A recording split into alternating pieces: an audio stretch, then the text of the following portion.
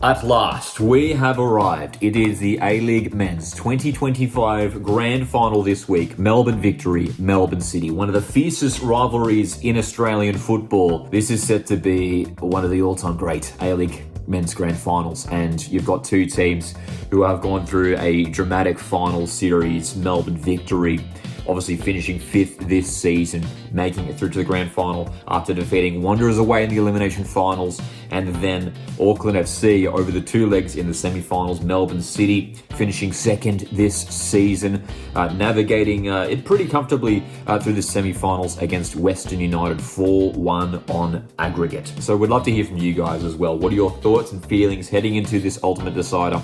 What is your prediction? Who is winning this game in the end? Is it going to extra time? Will penalties be required yet again between these two teams to decide the fate of the winner? First of all, I want to have a look at the recent meetings between these two teams, just looking back from the past couple of years, because this weekend, this will be the 8th time these two teams have met just in the last couple seasons. So rewinding back to the 2023-24 season, we had those two scoreless draws and then a 2-1 win for Victory at the end of the regular season. Before, of course, these two teams met in the elimination finals of the 2024 final series. 1-1 it finished at the end. You might remember Paul Izzo having an incredible game in goals for Melbourne Victory, and Victory winning in the penalty shootout there, going on to make it to the grand final, of course, last year. We shouldn't forget as well, of course, Victory losing to Central Coast Mariners in the 2024 A-League Men's Grand Final.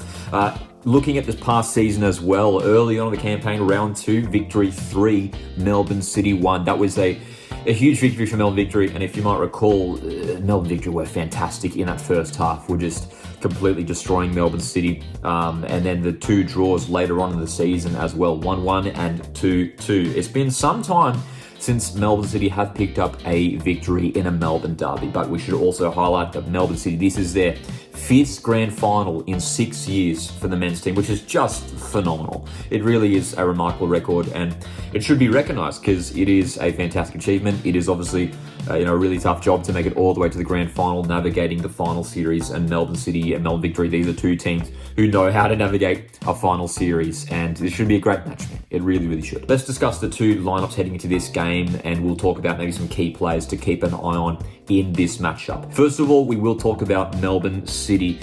This is their lineup that they deployed in their most recent game, that 1-1 draw in the second leg semi-final against Western United.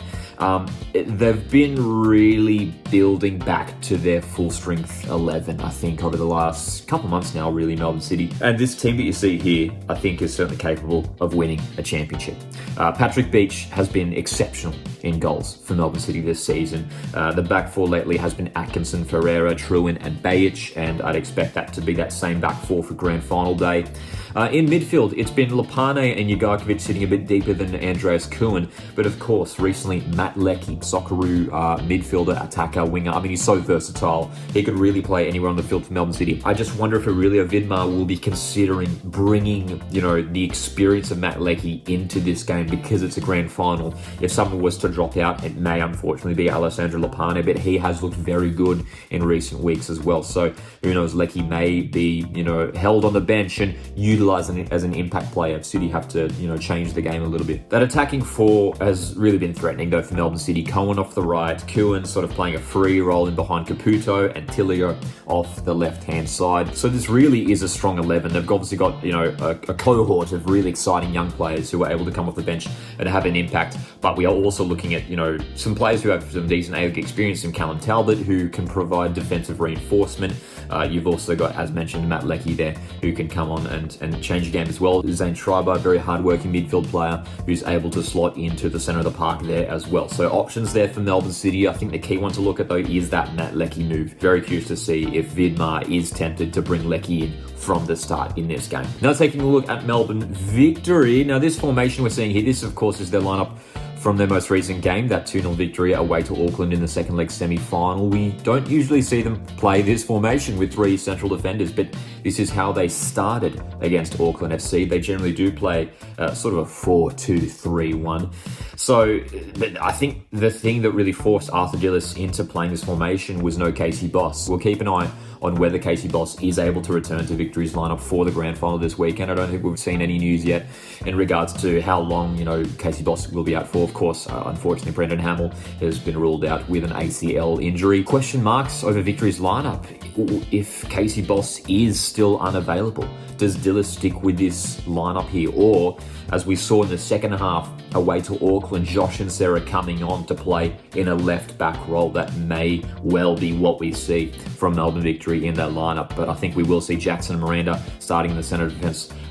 Josh Rawlins, who was good against Auckland, playing at the right side of defence. And Jack Duncan as well. Obviously, a big talking point in this final series has been no Mitch Langerak. He's been out with an injury. But Jack Duncan, he's been very, very good for Melbourne Victory this season. He was obviously the starting keeper for Victory for the first couple months of the season. Langerak arrives in the January transfer window and he takes over. But I tell you what, Jack Duncan, he's probably the best second choice goalkeeper in the competition right now. And I think he deserves to start in the grand final, maybe even if Langerak is fit to play. That'll be another headache for Dillis if Langerak is fully fit from his injury. In the wide positions as well, obviously Santos, you've got so many exciting players there. Santos, Arzani and Valupale started against Auckland. Obviously Piscopo can have an impact as well. I think we'll certainly see Valadon and Teague start in the centre of the park. Big concerns over Nishan Valupale. We saw him come off and he looked hurt at halftime against Auckland FC. Again, we'll keep an eye in regards to whether he'll be involved for the grand final this weekend. And not only is there maybe an injury concern now for Melbourne Victory for the grand final, but for the Socceroos, of course, who are in action the following week as well. Machash and Fornaroli got on the score sheet against Auckland. I think Machash will certainly start. Fornaroli. Now, Melbourne Victory have been chopping and changing in regards to who's been starting as their striker. We've seen Nikos Virgos start plenty of games this season, and he has been very, very good. But Bruno Fornaroli, he got on the score sheet last week, and he provides something different. He's got so much experience when it comes to these big Melbourne derbies, whether it is playing for City or now Melbourne Victory. I feel like Bruno Fornaroli will be the starting striker here in grand final day, playing against his former team. Again, Nikos Virgos is a very, very good option if they want to bring him in there. But Bruno Fornaroli, I reckon he will get the nod. And again, if Valupale is out, in Sarah, we may well see that back four anyway, with Sarah coming in, and it could well be Santos and Arzani playing the wings. But again, don't be surprised if even Piscopo comes into that conversation as well. So there's probably more selection headaches for Arthur Dillis heading into this game than for Aurelia Vidmar and Melbourne City. City's lineup feels a little bit more settled, whereas for Melbourne Victory, they've had to tweak some things and adjust some things. And credit to Arthur Dillis and his coaching staff. They've actually managed to do a really, really good job navigating this final series with some key player injuries. So let's talk about some of the key players to watch in this game. I've picked out one player from each team. Melbourne City, I am highlighting Jonathan Cohen. He has looked very, very good in recent weeks.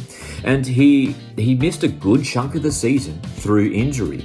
But coming off that right-hand side, left-footed player, he's so dangerous when cutting in on that left foot. He scored a fantastic goal in the first league semi-final against Western United, a curling effort past Matt Sutton, and grabbed an assist in that game as well. He always looks threatening when he's on the ball, going down the wing. They've got two really dangerous players there. Melbourne City in the wide positions, Cohen off the right, Tilio off the left. Melbourne Victory cannot allow themselves to be exposed at the back there on the counter-attack, because again, we saw it even in that second leg, that goal that City scored in the second leg, the Bayic goal, how quickly they sprung forward, and Cohen and Tilio, they stay really wide, they move high up the pitch, and they attack with such pace. And with Caputo in the middle, Kuhn working hard alongside them as well, they are such a threat going forward at the moment, Melbourne City. And it feels like they've really found that missing ingredient. Sort of the goals have really clicked for them in recent weeks. We think back to the 5-1 win against Sydney FC on the final day of the regular season. 4 goals against Western United over the 2 legs in the semi-finals as well.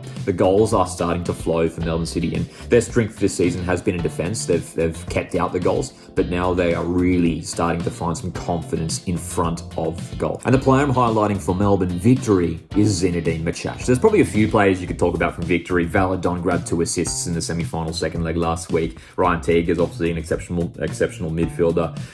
But for me, I'm looking at Zinedine Machash, because this is a guy who clearly loves stepping up for the big games. And in recent weeks, he's been in very, very good form. 2 goals in this final series already, away to Wanderers.